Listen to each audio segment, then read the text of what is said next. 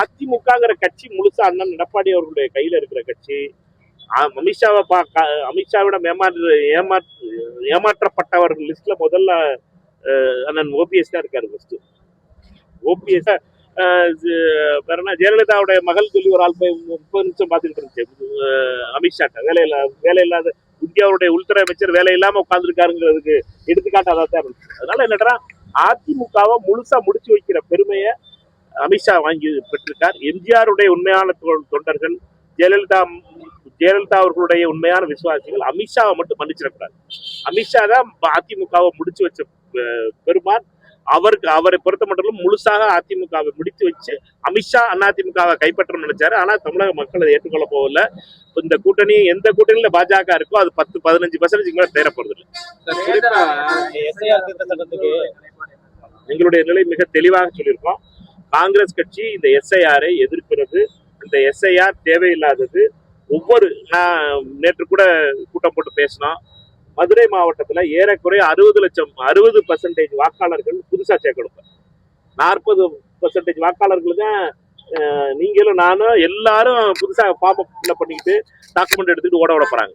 இது தேவையில்லை. ஒரு விவசாய நேரத்துல, விவசாயம் மழை பெஞ்சுக்கிட்டு இருக்க மழை பெஞ்சு விவசாயம் நடக்க போற நேரத்துல, தொழில்களுக்காக ஓடிக்கொண்டிருக்கிற நேரத்துல சாதாரண ஏழை பாலைகளை கஷ்டப்படுத்தி அவர்களை துன்பப்படுத்துவதற்கான சதி இது அமித்ஷா மோடி அவர்களுடைய வெறியினால் உருவான இந்த எஸ்ஐஆர். இதற்கு தேர்தல் கமிஷன் ஆதரவு தெரிவிப்பதும் ஒவ்வொருவரும் தன்னுடைய ப்ரூஃப் எடுத்துக்கிட்டு சுத்த வேண்டியது ரொம்ப கொடுமையான விஷயம். அடுத்த ஒரு மாதத்துல நம்மளுக்கு தெரியும்.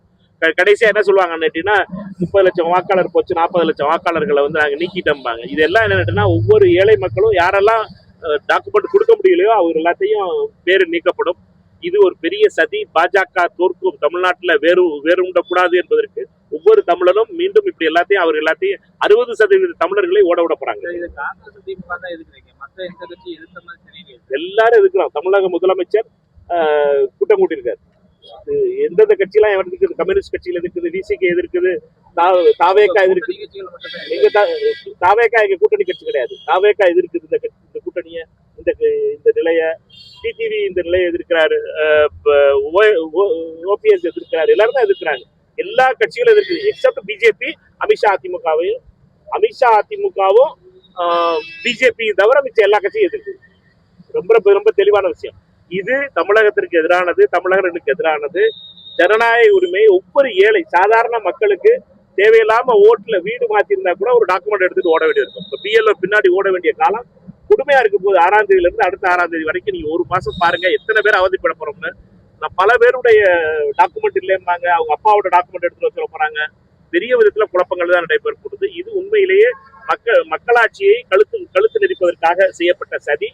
பீகார்ல இப்படித்தான் அவர்கள் 62 லட்சம் வாக்காளர்கள் நீக்கியிருக்காங்க.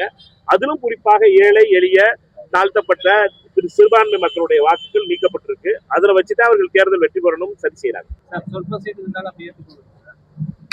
சீட்டு பேச ஆரம்பிக்கப்போ டெல்லியில இருந்து வருவாங்க. இங்க நம்பர் பேச வரும்போது அப்ப உங்கள்கிட்ட பேச சொல்லிடுவாங்க. எடப்பாடி வாக்கு சொல்லுங்க பேரை நீக்கிறதுல தவறு எடப்பாடி பார்த்திருக்க சொல்லுங்க. அண்ணன் எடப்பாடி பேரை நீக்கிற போறாங்க. பிரச்சனை என்னன்னா, நீங்க இது சும்மா விளையாட்டுத்தனமா அண்ணன் பழனிசாமி அவர்கள் பேசிட்டு இருக்காரு. விளையாட்டுத்தனமா பேசிக்கிட்டு இருக்காரு. 62 லட்சம் பேரை நீக்கிட்டாங்க. அதுல ஒரு பாஜக ஜேடியோட எம்பியோட பேர் இருந்துச்சு. இதோட பேரையும் இன்னைக்கு சேர்த்து நீக்கிட்டாங்க. அதுக்கப்புறம் அப்பீல்ல போய் தான் அவர் பேரை சேர்த்தாங்க. அதனால தயவு செய்து அண்ணன் பழனிசாமி அவரோட நான் வேண்டிக்கிறேன், இதை சாதாரணமா பேசாதீங்க. உண்மையிலேயே பாஜக செய்த அட்டூழியங்கள் ஒன்று. டாக்குமெண்ட் இல்லைன்னா நீங்க 2002க்கு அப்புறம் எந்த ஓட்டுல எந்த வீட்டுல இருந்தீங்களோ, எங்க வாக்காளராக இருந்தீங்களோ, அதுக்கு அப்புறம் எந்த வீட்டுல வாக்கு இருந்தாலும் சரி, உங்களுக்கு அந்த ஓட்டுல திருப்பி நீங்க டாக்குமெண்ட் கொடுக்கணும். புதுசா எந்த ஊர்ல இருந்தீங்கனாலும் சரி, எந்த வீட்டுல இருந்தீங்கனாலும் சரி, 2002க்கு முன்னாடி 85க்கு மேல பிறந்தவங்க எல்லாருக்கும் 85க்கு அப்புறம் பிறந்தவங்க எல்லாருக்கும் ஆபத்து இருக்கு. எல்லாரும் தயவு செய்து ஏதாவது ஒரு ரெக்கார்டு எடுத்து வச்சுக்கிறீங்க. 2002ல 2005ல எந்த வீட்டுல இருந்தீங்களோ அந்த வீட்டுல இல்லைனாலும் திருப்பி புது டாக்குமெண்ட் கொடுக்கணும். எல்லாரையும் ஓட போறாங்க, உங்களே ஓட போறாங்க, என்னையும் ஓட போறாங்க. அதனால எல்லாரும் அந்த டாக்குமெண்ட் ரெடி பண்ணி வச்சுருக்கோம். பிஎல்ஓட்ட போய் கொடுக்கணும். அதுவும் பிஎல்ஓ தேடி கொடுக்கணும். பிஎல்ஓ 3 தடவை தருவாங்க அப்படின்னு தேர்தல் அதிகாரி சொன்னாங்க. 3 தடவை வீட்டுக்கு வர்றது அதெல்லாம் எந்த காலத்துல நடந்திருக்கு? எந்த பிஎல்ஓ நம்ம வீட்டுக்கு 3 தடவை வந்திருக்காங்க? மரத்தடியில உட்காந்துருவாங்க, நம்ம போய் பார்க்கணும். அதனால இது எல்லாம் நடக்கத்தான் போகுது. தேவையில்லாத ஒரு அலக்கழிப்பு தான் இது. உண்மையிலேயே வருடம் நடந்துகிட்டு இருக்கு இந்த வாக்காளர் திருத்துகின்ற பட்டியல் என்பது. தமிழ்நாட்டை பொறுத்த மட்டும் ஏறக்குறைய 99% வாக்காளர்கள் வந்து தெளிவான வாக்காளர்கள். நீ வந்து இறந்தவர்கள் வாக்கெல்லாம் நீக்கிடுது. கட்சிகளுடைய பிஎல்ஏக்களுடைய வேலை, பிஎல்ஏ 2 வேலை ரொம்ப தெளிவா இருக்கு. அதனால இதெல்லாம் பழனிசாமி அண்ணன் மாதிரி பொறுப்பானவர்கள் இப்படி பேசுவது என்பது ஜனநாயகத்தை படுகொலிக்கு தள்ள விரும்புகின்ற அமித்ஷாவுக்கு உதவுவதற்கு கூட ஆகும். சரியா? டயா பூஸ்டர் சுகருடைய ரிமோட் கண்ட்ரோல் இனி உங்க கையில. அனைத்து மருந்து கடைகளிலும் கிடைக்கும். செய்திகளை உடனுக்குடன் தெரிந்து கொள்ள கீழ்க்கண்ட கேபிள் மற்றும் டிடிஎச் நெட்வொர்க்குகளில் எம்நாடு செய்தி தொலைக்காட்சியை காணுங்கள். பாதகம் செய்பவரை கண்டால் நாம் பயம் கொள்ளலாகாது பாப்பா. மோதி மிதித்து விடு பாப்பா, அவர் முகத்தில் உமிழ்ந்து விடு பாப்பா.